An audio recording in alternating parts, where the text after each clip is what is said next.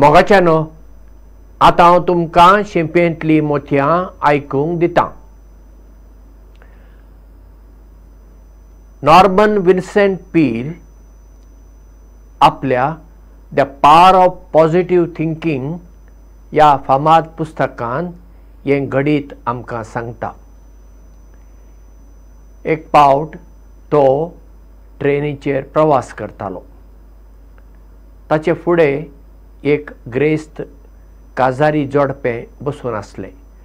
तांच्या कपड्या वयल्यान तीं ग्रेस्त मनशां अशें कळटालें. ती फुडें बसून आसली स्त्री सामकी किरकिरी.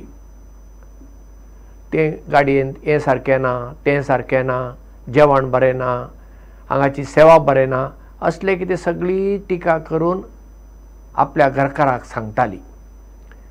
आनी तो तें सगळें वगेपणान आयकतालो.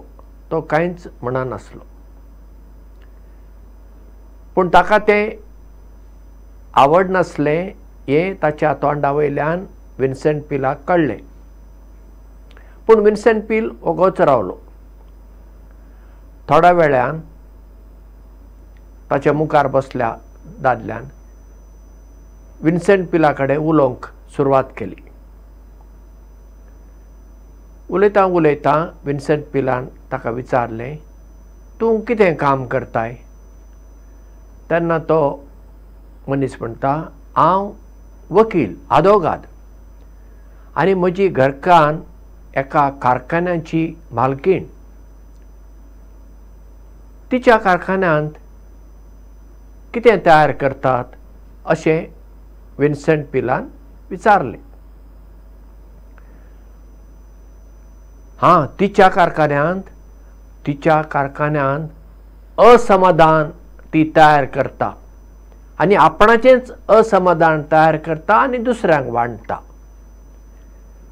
ही जाप आयकून विन्सेंट पील सामकोच थटाकलो, अजाप जालो. ती स्त्री असमाधान तयार करता आपल्या जिवितांत. कित्याक तिच्या जिवितांत समाधान ना, शांती ना, देखून ती सगळेच कडेन नकारात्मक नदरेंतल्यान पळयता. आतां ती ट्रेनीचेर प्रवास करताली. तांचे फुडें आनी एकटो अनवळखी दादलो मनीस आसा. तोंड धांपून ओगो रावंक जाता आसलें तिका, पूण ना, कित्याक तिची संवयच ती. ज्या मनशांच्या जिवितांत समाधान ना, शांती ना, ती कितें करतात? आपणा भितर कितें पळय तें नकारात्मक भरलां तें भायर घालतात आनी दुसऱ्यांक वांटीत वेतात. आनी आपूण हें करता एके फावटी तांकां हाची जाणीवच आसना, कित्याक ती तांची संवय जाल्ली आसा. आमच्या जिवितांत आमी कसली मनशां आसूंक जाय? सकारात्मक नदरेची, पॉझिटिव्ह थिंकींग. आमचें उलोवप पॉझिटिव्ह आसूंक जाय, कितें तरी बरें आसूंक जाय. तें आमचें उलोवप आयकतच दुसऱ्यांक बरें दिसूंक जाय, तांकां कितें तरी ताचो फायदो जावंक जाय. आतां केन्ना केन्ना आमी आमच्या भोंवारी कितें घडणुको घडटात त्यो सारक्यो नात, ताचेर आमी बडी मारता, उलयता. तें बरें आसा. पूण सदांच आमी सगळें नकारात्मकच उलयता आनी बरें कांयच ना जाल्यार ती मागीर संवय जाता. मागीर दर एका मनशा कडेन आमी त्याच आमचे नकारात्मक नदरेंतल्यानच पळयता. ताचें बरें आमकां कितेंच दिसना आनी मागीर आमचें जिवीत कोडसाणीन भरता. जितली कोडसाण आमच्या जिवितांत भरता ताचे परस चड कोडसाण आमी मागीर ती भायर घालता, दुसऱ्यांचें जिवीत कोडू करता आनी ती मनशां आनी कोणाचें जिवीत कोडू करतात. अशें एक व्हायरसा भशेन ही कोडसाण पसरता. विन्सेंट पील आमकां ह्या घडितांतल्यान कितें सांगूंक सोदतालो काय? तो सोदतालो तुजें चिंतप पॉझिटिव्ह जर जालें, सकारात्मक जर जालें, तर तुज्या जिवितांत शांती आसतली, समाधान आसतलें आनी तुजें उलोवप जी मनशां आयकतात तांच्याय जिवितांतली ताकद, समाधान, शांती वाडटली हें तो आमकां सांगूंक सोदता.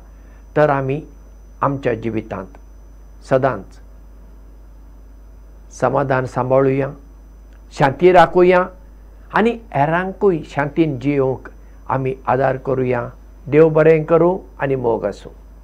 इश्टानो, 2018 ऑक्टोबर म्हयन्या पासून आमी तुमकां शिंपयेंतली मोतयां ही कार्यावळ दीत आयल्या. ही कार्यावळ तुमकां पसंत जाता जाल्यार आनी ती फुडें चालू दवरूंक जाय अशी तुमची अपेक्षा आसत जाल्यार आमकां ह्या सकयल्या फोन नंबराचेर SMS वा WhatsApp संदेश धाडात. आमचो नंबर 9850658565 9850658565. देव बरें करूं.